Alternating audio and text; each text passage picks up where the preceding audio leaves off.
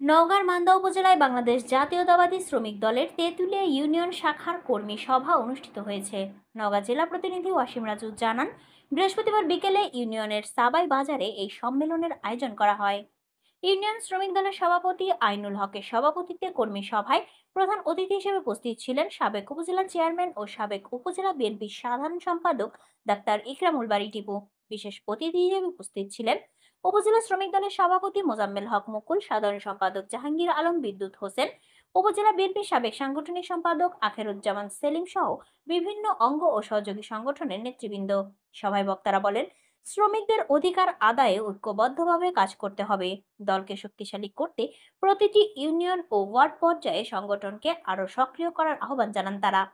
কর্মী সম্মেলনে ইউনিয়নের বিভিন্ন ওয়ার্ডের নেতা কর্মী ও সমর্থকেরা উপস্থিত ছিলেন। পরিশেষে আইনুল হককে সভাপতি, কামাল হোসেনকে সাধারণ সম্পাদক ও বাবু মণ্ডলকে সাংগঠনিক সম্পাদক করে ৭১ সদস্য বিশিষ্ট কমিটির নাম ঘোষণা করা হয়।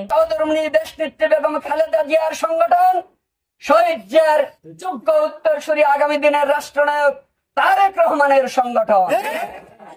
এই সংগঠনের নীতি আদর্শে বিশ্বাস করে যারা আসবে, কাজ করবে, তারাই হচ্ছে এই দলের কর্মী নেতা, যেইভাবে আমরা বিচার করি না কেন। সুতরাং আমরা শহীদ রাষ্ট্রপতি জিয়াউর রহমানের ১৯ দফার প্রতি অবিচল রয়েছি।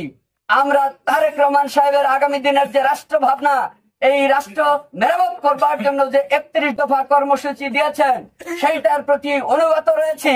সুতরাং আপনারা ষড়যন্ত্র করলে আমরা বিএনপি থেকে বিতাড়িত হয়ে যাব, তা কিন্তু হবে না। তাই আপনাদের প্রতি উদাত্ত আহ্বান রাখবো, সুপথে ফিরে আসুন। নিজেরা কাদা ছোড়াছুড়ি করে কার লাভ করে দিতে চান, মান্দার মানুষ এটা বুঝতেছে। কিন্তু